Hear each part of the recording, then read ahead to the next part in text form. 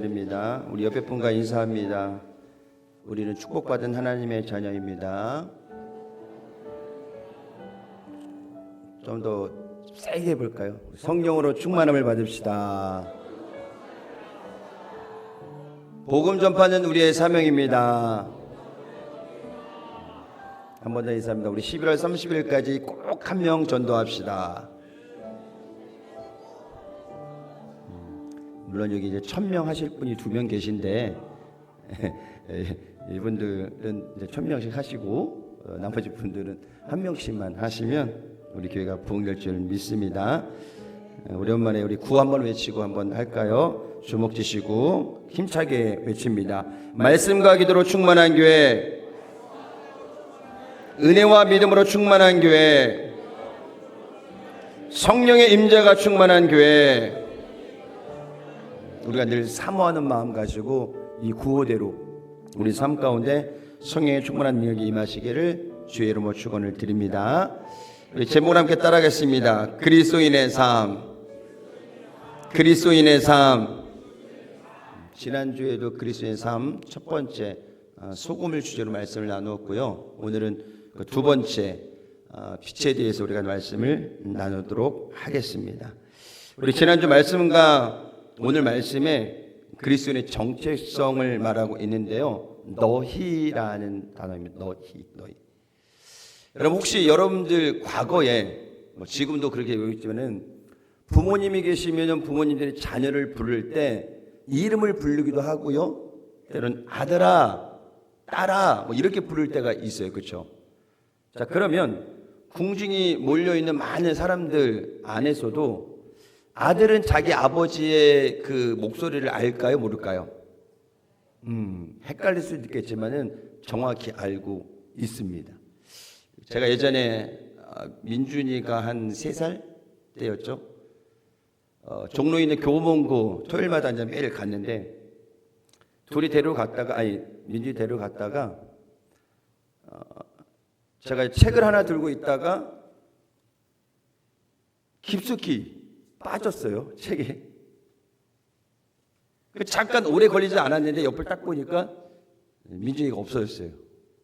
3살 때였는데.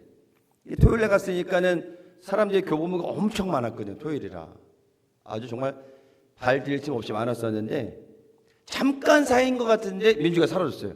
근데 바로 오른쪽에는 회전문이 있어가지고 나가면은 바로 그 광화문 사거리, 왼쪽으로 가면 쫙 서점 끝쪽 저쪽으로 가는 거고, 회전문으로 나갔을까? 아니 이쪽으로 갔을까? 방법이 없죠. 근데 그때 당시에 빨리 CCTV를 돌려보면 좋겠다 싶은 생각이 들었는데 그 생각이 전혀 안 들고 아들을 찾아야겠다는 생각 때문에 여기저기 다녔는데요. 사람이 너무 많다 보니까는 소리 지를 수도 없고, 나중에는 민준이하고 저하고 하나가 되는 시점이 있었어요. 언제인지 아세요? 제가 저희 아들의 이름을 부를 때와 저희 아들이 큰 목소리로 교보문고 떠나가라 할 정도로 울 때, 사람이 그렇게 많았는데 제가 부르던 제 목소리를 듣고 민준이가 반응을 하고, 아버지의 목소리가 들리니까, 아빠의 목소리가 들리니까 울음소리가 작아졌다가 나 여기 있어요 이런 마음으로 울음소리가 갑자기 커지는 거예요. 그 울음소리를 듣고 방향을 쫓아갔는데 그 교보문고의 직원이 아이를 안고 있더라고요. 안고 있으면서 직원은 이렇게 있고 민준이가 내 얼굴을 저 오는 방향으로 딱 보더니 거기서 울기 시작하는데 엄청 떠 우는 거예요. 저를 봤다고. 그 직원이 어깨에 막 침, 코 막 다 흘려가지고 막 유니폼에 안고 있으면서 아이를 달래는데 방법이 없죠. 미아 방수용 목걸이도 없었고 여러 가지 찾기가 쉽지 않았죠. 아마 제가 더 오래 걸리지 않았으면 이 직원이 방송을 했겠죠. 근데 이제 그 시간이 그리 길지 않았기 때문에. 근데 저는 그 짧은 시간이 엄청난 시간을 지는 듯한 느낌, 여러 가지 많은 생각이 들더라고요. 유괴를 당했나? 찾길로 나갔나? 근데 결국 이 민준이 3살짜리 아들이 들은 건 저의 목소리였고, 저 역시 그 많은 사람들 중에서 우는 아이가 없었겠어요? 그런데 유독 그 아들의 목소리가 너무너무 크게 들려서 그 아이를 찾았던 기억이 있습니다. 오늘 예수님께서 너희라고 지명하신 것은 무엇이냐면 이 세상 가운데 있는 많은 사람들 중에 너희라고 지칭하신 것은 무엇이냐? 바로 하나님의 백성에게 전한 말이라는 거예요. 그러면 그 하나님의 음성에 믿음의 사람들은 뭘 해야 돼요? 반응을 해야 되는 거예요. 너희라고 부르든 아니면은 이름을 불러서 부르든 불렀을 때 우리는 어때요? 믿음으로 반응해야 된다는 사실을 기억하시기를 예수님의 이름으로 축원을 드립니다. 예수님이 너희라고 지명한 것은 바로 하나님의 백성임을 강조하고 또 강조하고 싶었던 바로 주님의 마음이 있었다라는 것입니다. 우리 성도들은 우리 교회를 보면서 그렇게 얘기하죠. 저 교회라고 얘기하지는 않아요. 김종환 그렇죠? 우리 교회를 보고 저 교회라고 하세요? 뭐라고 그러세요? 우리 교회. 그래, 맞아요. 우리 교회 아니면 여의도 순복음 목포교회 예제로. 근데 보통 다 우리 교회라고 얘기해요. 저도 다른 목사님 얘기할 때 우리 교회라고 얘기하지 뭐 저 교회, 목포에 있는 무슨 교회 이렇게 얘기하지 않습니다. 그건 무엇을 얘기하느냐? 바로 우리가 하나님의 백성임을, 이 세상 가운데 살아가고 있지만은 구별된 하나님의 백성임을 오늘 주님께서 이야기해 주고 계신다는 것입니다. 오늘 세상의 빛이라고 말씀하신 영적인 의미는 무엇일까요? 자, 따라하겠습니다. 성도의 진정한 가치는 빛의 열매를 맺는 것입니다. 시작. 성도의 진정한 가치 이거로 빛의 열매를 맺는 삶. 소금은 지난주 소금의 의미는 미적인 이미지가 있다면 오늘 빛은 시각적인 의미가 있습니다. 소금은 땅에 녹아져서 없어지면 되지만 빛은 하늘에서 때로는 어두운 곳에서 빛을 비추는 역할을 하게 됩니다. 그러니까 소금의 표현보다는 빛이 더 영광스러운 것이라는 거죠. 헬라어 단어를 보니까 포스라는 단어를 써요. 그리고 히브리어는 오르라는 단어를 쓰는데 바로 이것은 어디에 쓰느냐? 하나님의 속성을 이야기할 때 이 단어를 써요. 포스, 오르. 근데 이 단어를 지금 누구한테 쓰고 있어요? 너희. 한번 따라합니다. 우리. 더 정확하게 이야기하면 나. 모든 사람한테 공통적으로 이야기하는 것이 아니라 하나님의 백성들에게 특별히 뭐라고 그랬어요? 빛이라고 이야기하고 계신다는 것입니다. 그러니 하나님의 속성에 쓰는 이 단어를 우리에게도 쓴다는 것 자체가 뭐요? 굉장히 영광스러운 것임을 여러분이 기억하시기를 예수님의 이름으로 축원을 드립니다. 성도가 성도되는 삶의 첫 번째는 소금을 말씀하신 것은 이 땅에서 삶의 모습을 말씀하는 것이라면 빛은 바로 더 넓은 의미로 사용되고 있다라는 것입니다. 바로 이 두 가지 사명이 오늘 우리의 사명이라는 것입니다. 그렇다면 빛을 발한다는 것은 무엇일까요? 그것은 바로 세상 속으로 소금과 동일하게 들어가서 어둠을 몰아내고 빛의 열매를 맺는 것입니다. 에베소서 5장 8절에서 9절의 말씀이 있는데 우리 함께 크게 한번 읽어볼까요? 시작. 너희가 전에는 이제는 주 안에서 빛이라. 빛의 자녀들처럼 행하라. 빛의 열매는 모든 착함과 의로움과 진실함에 있느니라. 정확하게 에베소서 뭐라고 그랬어요? 빛의 열매는 그랬어요. 그래서 착함, 의로움, 진실함. 이 세 가지를 빛의 열매라고 이야기하고 있다는 것입니다. 첫 번째 빛의 열매, 착함은 이 사전적 의미로 보니까 곱고 어질다, 선량하다, 선하다 뭐 이런 뜻을 가지고 있습니다. 예전에 신신의 씨가 부른 세상은 요지경이라는 그 가사를 보니까 뭐라고 했냐? 여기도 가짜, 저기도 작아, 여기도 작아, 저기도 작아. 세상은 요지경이라고 이야기를 한다고 합니다. 요지경의 말처럼 세상은 불확실하고 바로 소망이 없음을 이야기하고 있다라는 것입니다.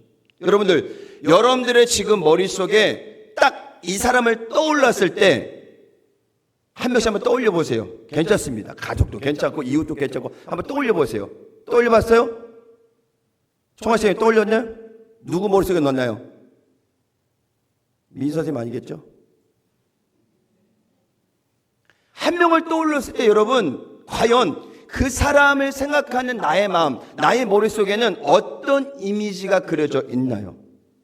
제가 총화의 집사님을 생각할 때 아니면 제 아내를 생각할 때 이미지가 달라요. 우리는 세상에 나아가서 그리스도로 삶을 살아갈 때요, 빛의 열매가 되어야 되는데, 누군가가 세상 사람들이 우리를 바라봤을 때 입이 딱 떠올랐을 때, 아, 그 장로님, 그 권사님, 그 집사님, 아, 정말 선량하신 분이셔, 정말 착하신 분이죠, 법 없이도 살 분이셔, 뭐 이런 얘기 많이 하죠. 우리 주변에 그런 사람 있어요, 없어요? 있어요. 법 없이도 살 사람 있어요. 정말 착하신 분, 정말 순수하신 분, 욕 한 번 못하고 화 한 번 못 내고 매일 당하지만은 어때요? 그렇게 착한 마음으로, 선량한 마음으로 살아가는 사람이 있다라는 것입니다. 우리 생각 속에 누군가는 긍정적인 또는 부정적인 생각으로 떠오르는 사람이 있을 것입니다. 저는 사역을 하면서 많은 사람들을 만났어요. 물론 51년 살아오면서 만났던 사람도 굉장히 많고, 사역을 하면서도 특별히 많은 성도들 만나게 되고, 또 교육자들 만나게 되고, 많은 관계를 유지하게 됩니다. 그리고 이렇게 목포에 오면서 깨닫게 되는 것은, 정말 나하고 진정성 있게 관계를 맺는 사람은 몇 명일까라는 생각을 해보기도 합니다, 솔직히. 여러분, 성경은 뭐라고 하냐? 진정한 친구는 자기를 위해서 목숨을 버릴 사람이라고 생각해요. 자, 나를 위해서 목숨을 버릴 친구가 있다. 손 들어보세요. 아, 현실인가요? 박정현 집사님, 없으세요? 나를 위해서 목숨을 버릴 친구? 없습니다. 예, 감사합니다. 여러분, 삶을 우리가 열심히 있게 살아오지만 진정 우리가 위험에 당할 때 나를 위해서 목숨을 내어던질 친구가 없다면 사실 조금 힘들지 않을까요? 저도 사실 자신할 수는 없습니다. 내가 어려움에 빠졌을 때 내 가장 친구들이 나를 위해서 목숨을 버릴 수 있을까라고 생각을 하면 의문점이 들기도 하죠. 많은 재산을 소유하기보다요, 가장 진실한 친구를 소유하는 게 가장 복된 삶입니다. 박정희 집사님이 없다고 하는 말, 제가 한 번 좀 더 좀 이야기해보면, 없는 것이 아니라 예수님이 우리의 친구세요. 아멘. 자, 잘 좀 묻겠습니다. 박정희 집사님, 진정한 친구가 있습니까? 예? 예, 바뀌었죠. 바로 이게 교육의 효과입니다. 춘주에는 5분 전, 1분 전에는 없다 그랬는데 다시 있다 그러잖아요. 여러분, 우리는 세상의 친구를 두는 것이 아니라 우리의 영원한 친구, 바로 예수님과 함께 살고 있다는 사실을 기억하시기를 예수님의 이름으로 축원을 드립니다. 그래서 사람이 가까이 있을 때는 모두가 다 좋아 보여. 제가 지금 총화 집사님 굉장히 좋아 보여요. 근데 제가 만약에 헤어졌다고 칩시다. 총화 집사님이 계속 좋을까요? 그건 몰라요. 총화 집사님이 저를 좋게 보고 있어요. 저하고 헤어졌어요. 계속 좋을 수 있을까요? 총화 집사님? 그래도 헤어져도 나중에 50년 있다 만나도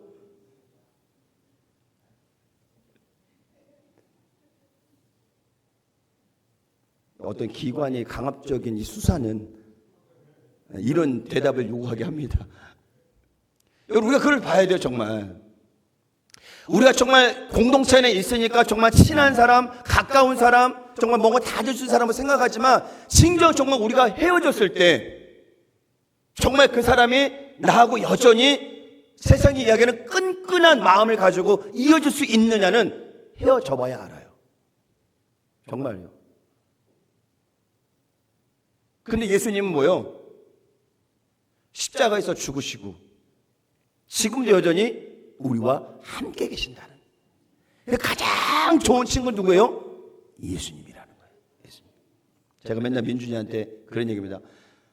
아빠는 너한테 영원한 친구가 될게. 이게 나이가 들수록 바뀌어지더라고요. 처음에 3살, 4살 때는 너무 좋대요. 막 아빠가 나의 영원한 친구래. 비밀도 없고 모든 걸 다 얘기되고 막. 나이가 조금씩 들으면서 얘가 고개를 갸우뚱하더라고요. 어떻게 아빠가 나한테 진정한 친구가 영원한 친구가 될 수 있지? 제 역할이 좀 부족했겠죠.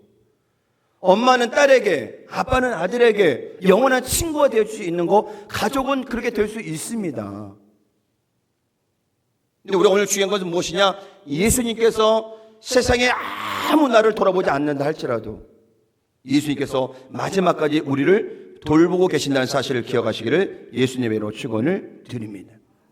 제가 주중에 아이들 학교 갔다가 2호 초등학교에서 이렇게 돌아오면은 세목포 교회, 거기가 이제 사거리고 이렇게 오면은 그 성당으로 올라오는 그 길이 있고 이제 직진해서 우리 교회에 오는 길이 있어요.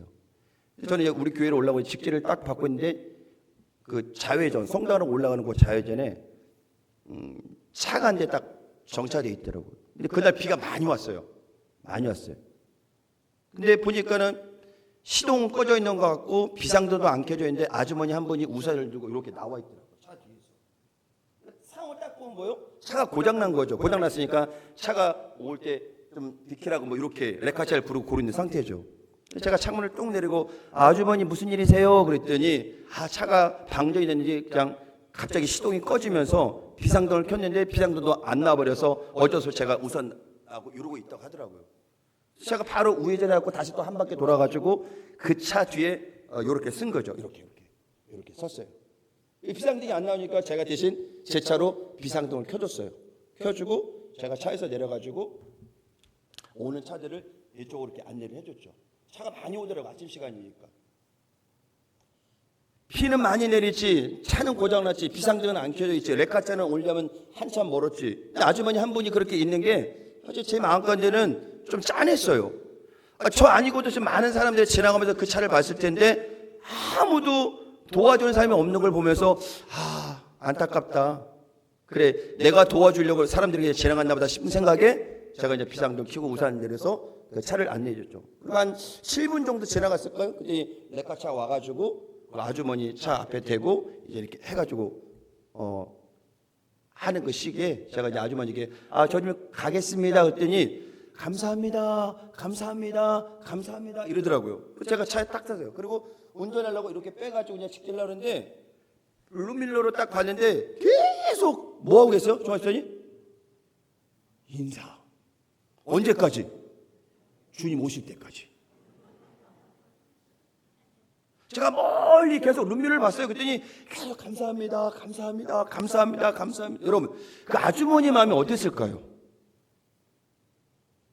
초보는 아니었던 것 같은데 상황이 그렇게 되고 나니까 굉장히 당황스럽고 비도 많이 내리고 양쪽으로는 차가 막 오고 아주머니 뒤에 처음에는 보니까 막 차들이 서 있더라고요. 좌회전하는 줄 알고 비상등이 없으니까. 그래서 왔다가 또 차는 또 이렇게 나가야 되고. 그런 역할을 제가 한 7분 동안에 교통경찰 역할을 했죠. 그러고 이제 언덕길 이렇게 오는데 마음이 너무 좋은 거예요. 이게 사역이 아닌가? 우리 성도를 상대로 사역 목회도 하지만은 우리 지역 사회를 위해서 조금이나마 도움이 될 수 있는 것이라면 얼마나 좋을까? 이분에게도 그 짧은 시간이 어쩌면 좋은 추억이었고 저도 교회 오고 나서도 계속 흐뭇했어요. 내가 착한 일 한 것 같다는 생각 때문에. 여러분 반응은 전혀 아니네요. 그러면 목사님 할 일이지 뭐. 착한 일 한 거 맞나요? 네, 맞아요. 착한 일 했어요. 저는 약간 그런 마음이 있어요. 좀 어려운 사람들 보면, 좀 이렇게 어려움을 당하고 있는 사람들 보면은 그냥 내일 같아서 그냥 몸을 던지고 싶을 때가 굉장히 많아요, 솔직히. 우리가 이 지역사회를 섬긴다는 거, 선교한다는 거, 그리스도를 사랑한다는 거, 여러분 다른 거 아닙니다, 여러분. 전도하고 복음을 전하는 건 우리 사명이지만 또 하나는 뭐예요? 네 이웃을 내 몸처럼 사랑할 수 있어야 돼요. 그게 빛의 열매예요. 착함이에요, 여러분들. 누가 어려움을 당하고 있는데, 배고파하고 있는데, 아주 눈물 흘리고 있는데 그냥 남을 나라고 지나가는 것이 아니라 한 번 정도는 물어볼 수 있는. 만약 제가 그날 비가 왔기 때문에 창문 내린다는 게 좀 쉽지도 않잖아요. 비가 들어오니까. 지나갔다면은 어쨌든 뭐 레카차가 온 동안 해결했겠죠.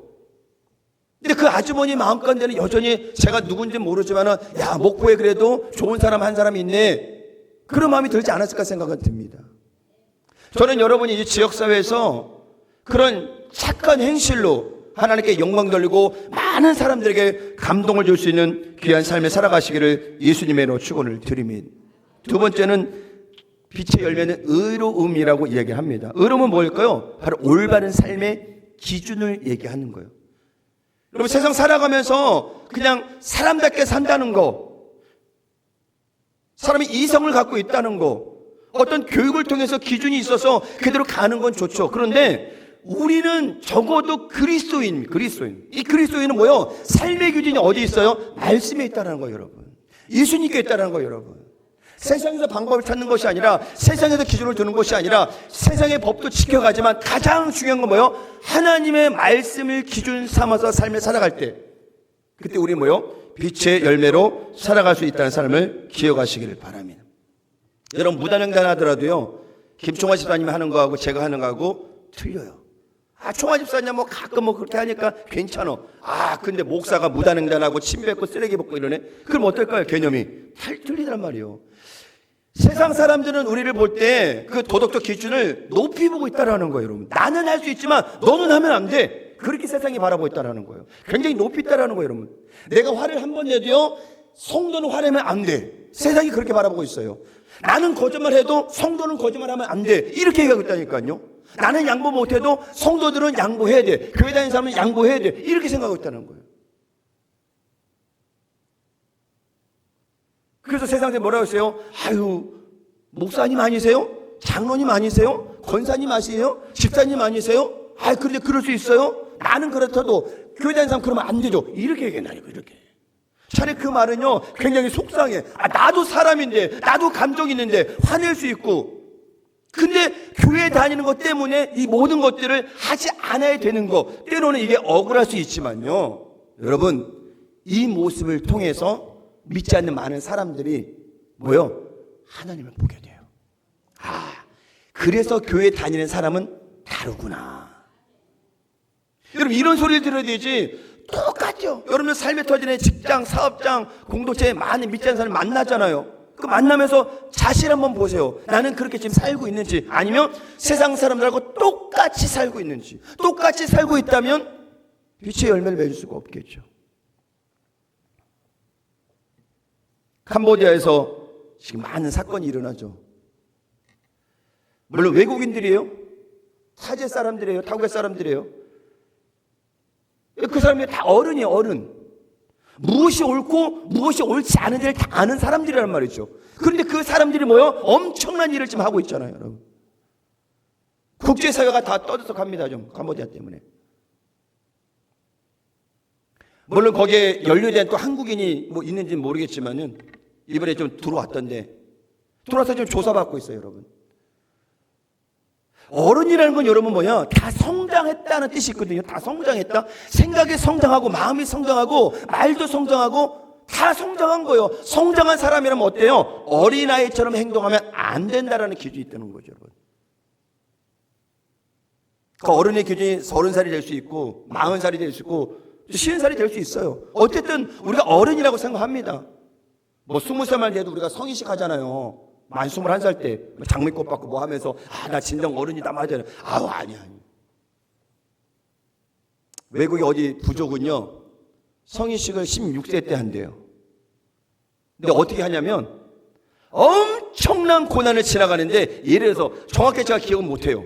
막 불을 통과하고 말을 타고 달리면서 떨어져 보기도 하고 엄청난 이런 올림픽 같은 경기를 해서 그거를 통과해야 마지막에 뭐하냐? 너 성인이다라고 해서 뭐 이렇게 박아준대요, 몸에다가.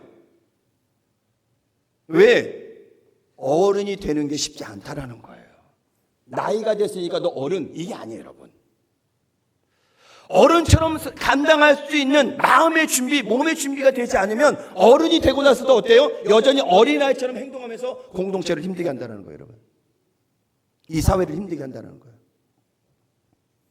그러니까 우리나라도 그런 것 좀, 성인식 20살 때 좀 그런 것 좀 해야 될 것 같아요. 막 바다를 3km 막 수영해서 넘어가고 막 산악을 넘어가고 막 엄청난 일들을 경험하고, 그래야 인생이 이렇게 쉽지 않구나, 어른이 된다는 거 쉽지 않구나. 그냥 나이 되면 어른이 되니까 뭐예요? 그 어른이라는 그 생각 때문에 엄청난 자유를 얻어서 아주 그냥 아이들이 고등학교 3학년 때까지는 딱 절제된 생활을 하다가 대학 딱 들어가면 어때요? 완전 자유, 나 자유 얻었네. 풀어놓아 다니게 하라. 절제되었던 그 19년 동안 절대되었던 이 감정들이 20살 되고 대학에 지나가면서 아니면은 취직을 하면서 어른이 되었다는 그 조건 안에 자유를 얻어서 뭐요? 아무거나 다 하잖아요, 막. 여러분, 그건 어른 아닙니다. 어른 아이입니다. 그럼 우리가 의롭게 산다는 게 뭐예요? 나이를 떠나서 그리스도인이기 때문에 하나님께서 이 말씀을 통해서 어떻게 살아가라 하신 이 지침을 잘 지켜 살아가는 것, 그것이 진정한 그리스도인이고 어른이라는 사실을 기억하시기를 예수님의 이름으로 축원을 드립니다. 여러분, 교육이 우리를 다 성장시키지 못해요. 그렇다면 여러분도 교육 다 받았는데 여러분도 완전해져야죠. 또 온전해져야죠. 근데 아니잖아요. 다 부족합니다. 저도 그렇고. 그래서 우리는 뭐예요? 성령 충만해야 돼요. 믿으시면 아멘. 성령 충만해야, 성령으로 충만해야 성령이 우리의 삶을 지배하는 거예요. 성령이 거짓말하라고 하나요? 싸우라고 하나요? 아닙니다. 성령은 하나 되게 하시는 영이에요.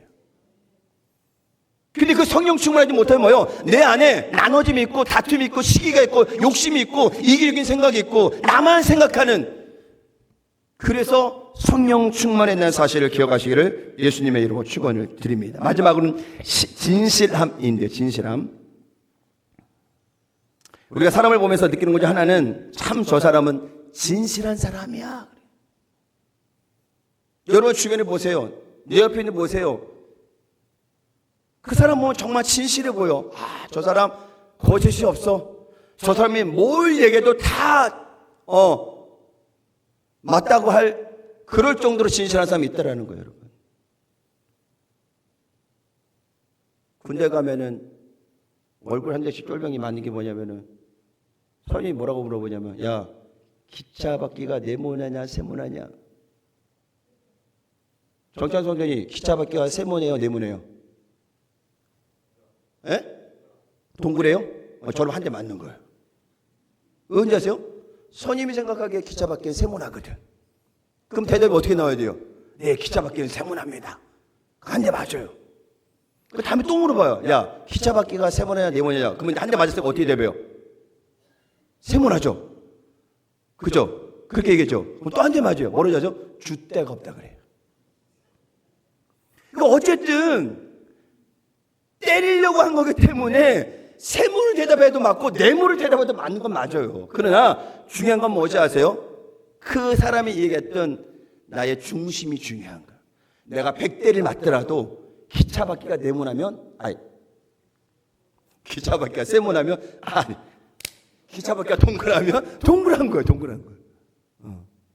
상황 때문에 내 중심이 흔들리는 것이 아니라 하나님의 말씀 때문에 세상의 기준이 단다 할지라도 하나님이 말씀하시는 것이 기준이 되면 우리는 어때요? 손해보더라도 억울하더라도 이 말씀대로 살아가는 것, 그것이 진실함의 사실을 기억하시기를 예수님의 이름으로 축원을 드립니다. 신뢰도를 찾아보니까는 이 사람이 나와요. 아나운서 손석희 씨. 혹시 사진 없나요? 네. 아시죠? 저분 아세요? 얼굴 딱 보면 어때요? 신뢰가 가나요? 절대 안 가요. 근데 신뢰도 조사에서는 16년째 1위로 나와요. 그리고 나머지 인물들이 쫙 나오긴 나옵니다.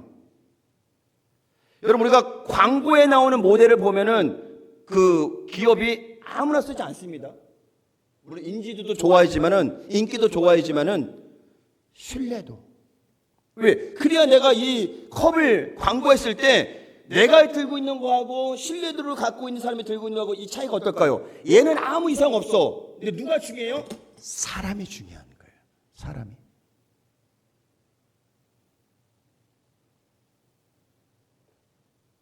그래서 무슨 얘기가 나오냐면은 강대상에서 선포하는 말씀에 메시지가 중요한 게 아니라 메신저가 중요하다 그래요.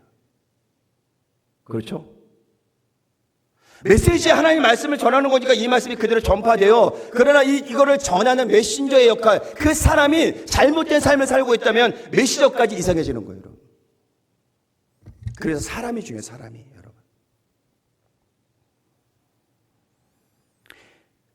우리의 모습은 곧 교회의 모습입니다, 여러분. 나 한 사람이 거리를 다니고 있지만, 나 한 사람이 말하고 있지만, 나 한 사람이 누구를 만나고 있지만은 그 만남의 관계는 만남의 관계에서 끝나는 것이 아니라 나는 뭐요? 교회라는 거예요. 교회. 나를 통해서 많은 사람들이 교회를 생각하게 되고 하나님을 생각하게 되고 이 말씀을 생각한다는 거예요. 그 성도들이 잘못 살아가면은 세상은 뭐라 그래요? 아유, 교회가 이제 부패되었다 그러잖아요. 누구 때문에 그런 거예요? 교회는 괜찮아. 아무 이상 없어요. 누구 때문에 그런 거예요? 사람 때문에, 사람 때문에. 여러분 스스로 여러분께 물어보기 바랍니다. 나는 정말 진실한 사람인가? 오늘 말씀을 통해서 우리가 다시 한번 그것을 깨달아야 되는 것입니다. 마태복음 5장 39절에 보니까 이런 말씀이 있습니다. 누구든지 오른뺨을 때리거든 왼뺨을 돌려대라. 아, 저 얼마 아플까요? 총알사님, 오른뺨을 한 대 맞으면 왼뺨 돌려줄 수 있어요? 아니면 같이 때릴까요?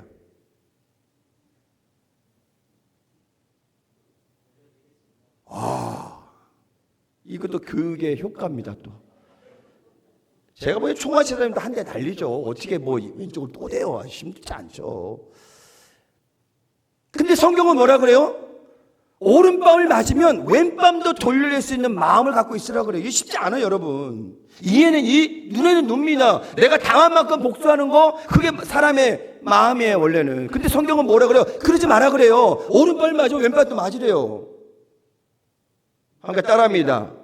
이기는 것이, 크게요, 이기는 것이 아닙니다. 그럼 제가 뭐라 그럴까요? 지는 것이 이기는 것입니다. 맞나요, 여러분? 여러분, 이기는 게 꼭 이기는 게 아니에요. 물론 스포츠 경기는 이겨야죠. 근데 우리 인간관계나 이 그리스도 안의 관계에서는요, 이겨서 좋은 게 별로 없어요. 이긴 것 같지만 집에 가면 찝찝해. 아우, 내가 그냥 참을 걸. 이런 생각이 많이 든단 말이죠. 여러분, 져주시기 바랍니다. 가정의 남편에게, 아내에게, 자녀에게, 또 우리 공동체 안에 서로 관계를 맺을 때 그냥 져주세요. 아멘? 그러면은 그 공동체가 행복해지는 거예요. 그리고 그 사람은 그 사람의 양보를 통해서 깨닫게 돼요. 야, 내가 잘못했는데 어떻게 저 사람이 잘못했다고 그러지? 그래서 깨닫게 되는 거예요. 그것이 바로 관계의 중요성이라는 사실을 기억하시기를 예수님의 이름으로 축원을 드립니다. 두 번째 따라합니다. 성도의 삶은 하나님께 영광 돌리는 삶이다. 시작. 16절 함께 읽겠습니다. 시작. 이같이 너희 빛이 사람에 비치게 하여 그들로 너희 착한 행실을 보고 하늘에 계신 너희 아버지께 영광을 돌리게 하라. 14절에 보니까 산 위에 있는 동네가 숨겨지지 못할 것이요 라고 했어요. 당시 팔레스타인 지역은요, 이렇게 높은 지대, 밑에는 다 이렇게 뭐 광야 같은 지역이고 산 위에 많이 이렇게 집이 지어져 있어요. 제가 어릴 때 자라던 연희 이동, 제가 얘기했죠. 지금도 산 위의 형태는 그대로인데 달라졌어요. 아파트가 일어서고 빌라가 들어서고 막 그랬어요. 근데 제가 살 때는 그 산을 다 이렇게 깎아가지고 거기에 뭘 졌냐? 그 나무집을 지어놨어요. 그리고 푸세식 공중 화장실이 있었고 우물이 있었고, 우물이란다. 이거 펌프가 하나 있었고. 그때도 산을 깎아서 그렇게 집을 만들어놨어요. 그리고 제가 여의도 63빌딩에 전망대 갔을 때 아까 사진 보면은 이 뭐 올림픽대로 그다음에 이 쫙 보이 엄청 이뻐요. 저희가 어디냐면 여러분들 놀라지 마세요. 땅값이 비싸다가 하는 한남동입니다. 한남동. 한남동에 무슨 집이 있어요 지금? 산 위의 동네처럼 저런 집이 아기자기하게 있어요. 집값은 엄청 비싼 동네인데 저 산 위로 개발이 아직 안 돼서 너무 높아서 그런지 모르겠는데 개발이 안 돼서 주택이 저렇게 옹기종기 모여 있어요. 근데 저 집도 뭐 저렴하진 않죠. 63빌딩에서 보면 어때요? 이렇게 모여 있어가지고 아주 옹기종기 서울에서 볼 수 없는 광경. 제가 목포하고 케이블카 탔더니 고화도 이렇게 딱 내려갈 때 보니까 밑에 뭐가 보여? 바다 건너기 전에 이쪽에 학교도 보이고 우리 저기 목포 시내도 보이고 밑에 또 산 쪽에 이렇게 조그만 집들이 몇 개 보이더라고요. 막 지붕에 파란색, 빨간색, 막 주황색 막 색칠해가지고 너무 좋더라고요, 여러분. 산 위에 있는 동네 감출 수 없다는 건 뭐예요? 우리가 그리스도의 빛을 바란다면요, 우리가 이야기하지 않아도 세상이 다 안다라는 거예요. 근데 우리가 그 삶을 살아가지 못하기 때문에요, 빛의 열매를 살지 못하기 때문에 어때요? 세상에 우리를 볼 수 없는 거예요. 우리가 딱 착한 일 많이 해야 돼요. 이단들 보세요. 얼마나 착한 일 많이 하세요. 봉사 많이 해, 뭐 많이 해, 뭐 세계 선교 많이 해, 뭐 엄청나게 일, 돈 많으니까 엄청 많이 해요. 착한 일대로. 그래서 믿지 않는 많은 사람이 뭐라 그러면, 야, 저 교회는 어떤 교회야? 정말 착한 교회다라고 얘기해요. 이단 보고. 모르니까. 근데 우리는 뭐요? 우리 살기에 너무 급급해, 그냥. 우리도 좋은 일 많이 해야 돼요, 지역사회에. 우리는 못 먹더라도 지역사회 어려운 사람들을 도와줄 수 있는 그런 착한 교회가 되시기를 예수님의 이름으로 축원을 드립니다. 오늘 15절에 보니까 말 아래 두지 않고라고 하는데, 이 말은 우리가 이게 타는 말이나 이 말을 얘기하는 것이 아니라, 이걸 찾아보니까는 예전에 흙으로 만들어진 저런 어떤 이런 큰 용기래요. 저게 정확한 그 사진은 아니에요. 여기 성경에 원어에 찾아보니까 흙으로 만들었다 그랬거든요. 근데 그 흙으로 만드는 걸 찾아보니까 절대 안 나오더라고요. 근데 비슷한 게 나와서 여러분들 이 길을 돕기 위해서 사진을 그냥 찾아왔는데, 저렇게 이 원통으로 돼가지고 있는데, 곡식을 담을 수 있는 그릇이지만은, 여러분 예전에는 성냥이 없었잖아요. 그 등불 하나 켜면요, 등불이 꺼져버리면 큰일 나. 그거 어떻게 해야 돼요? 어디 갈 때는 등경에 불을 딱 올려놨다가 자기가 어디 나가게 되면 그걸 다시 놓고 저걸로 이렇게 덮어놔. 뭐 그런 역할을 했대요, 언어적으로는. 그런데 오늘 우리가 살아가는 우리의 삶에 주께서 주시는 그 은혜들이 마치 우리가 빛의 열매를 감당하면서 등경 위에 있어야 될 그 등불들이 어쩌면 빛의 열매를 발하지 못하면서 어떻게 해요? 낮은 곳에 숨겨져 있는, 그래서 우리가 성도인지 그리스도인인지 알 수 없는 그런 삶을 살아가기도 한다는 것입니다. 등불을 등용에 두는 것처럼 그리스도인은 세상 가운데 소금의 역할과 빛의 역할을 다 감당할 수 있어야 돼요. 소금은 녹아져서 맛을 내고 부패를 방지해요. 그 빛은 뭐예요? 어둠을 몰아내고 거기에 뭐요? 밝은 빛을 비치는, 이 빛의 열매를 뭐라고 했어요? 아까 착함, 의로움, 신실함, 이런 사명들을 우리가 감당해야 된다는 것이죠. 그래서 오늘 16절에 마지막으로 한 단어로 압축한 게 뭐예요? 착한 행실. 여러분, 사람이 어디서 만날지 몰라요. 그래 안 그래요? 정말 어디서 만날지 몰라요. 그때보다는 우리가 부끄럽지 않게, 오늘 내가 총알집 다니고 막 엄청 싸워서 관계가 너무 안 좋아, 다시 안 볼 것 같아. 근데 광주에서 만났네, 광주역에서. 그럼 둘이 마음이 어떨까요? 좀 거시기 하겠죠. 우리가 만났다 헤어지더라도, 어디서 만나더라도 좋은 인연, 좋은 감정, 좋은 추억으로 다시 볼 수 있는 그런 관계가 되어야 된다는 것이에요. 여러분들이야 뭐 목포 안 떠나고 계속 있겠지만은, 혹시 모르죠. 목포 있다가 또 어디 이사 갈지 모르죠. 서울로 갈 수도 있고 광주로 갈 수도 있고 어디로 갈 수 있겠죠. 그럼에도 불구하고 다시 만나도 좋은 사람, 다시 만나도 행복한 사람, 다시 만나도 그 사람이면 안아줄 수 있는 그런 관계가 되시기를 예수님의 이름으로 축원을 드립니다. 우리가 세상 사람들하고 비교했을 때 다른 것이 없다면 성도로 하기가 창피하죠. 여러분, 조금 손해보세요. 조금 억울함 당하세요. 하나님이 그 마음 아셔요. 네가 나 때문에 억울함 당했구나, 나 때문에 손해봤구나, 나 때문에 뭔가 잃어버렸구나. 그래, 내가 채워줄게. 그렇게 주님 말씀하시는 거예요. 이기려고 하지 마시고 지시기 바랍니다. 진다는 것은 사랑의 마음으로 양보하는 거예요. 그럴 때 하나님께서 더 놀라운 축복을 우리에게 주신다는 사실을 기억하시길 바라면, 예수님께서 세상을 이기신 것은 십자가의 죽음을 통해서 이기셨어요. 지금 지구촌은 폭탄, 핵 뭐 이런 걸로 막 군사력으로 뭔가 지배하려고 하잖아요. 예수님은 그거 안 하셨어요. 그냥 십자가의 사랑으로. 우리가 그 사명 감당해야 돼요. 우리도 총칼 들고 폭탄 들고 핵폭탄 들고 싸우는 것이 아니라 그냥 그리스도의 사랑으로 이 지역사회를 섬기고 공동체를 섬길 때 그게 빛의 열매라는 사실입니다. 그렇게 여러분이 그 사명을 감당하시기를 예수님의 이름으로 축원을 드립니다. 우리 가슴에 손을 얹고 고백할까요? 나는, 크게 하면 좋습니다. 나는 세상의 소금이요 세상의 빛이라. 아멘. 옆 사람 손 꼭 잡고 인사합니다. 우리는 세상의 소금이요 빛입니다. 시작. 오늘부터 녹아지는 거예요. 그게 녹아지는 거예요. 녹아져서 맛을 내고 부패를 방지하는 거예요. 그리고 빛을 발해서 주변을 환하게 만드는 그런 사역을 감당하시기를 예수님의 이름으로 축원을 드립니다. 기도합니다. 좋으신 하나님,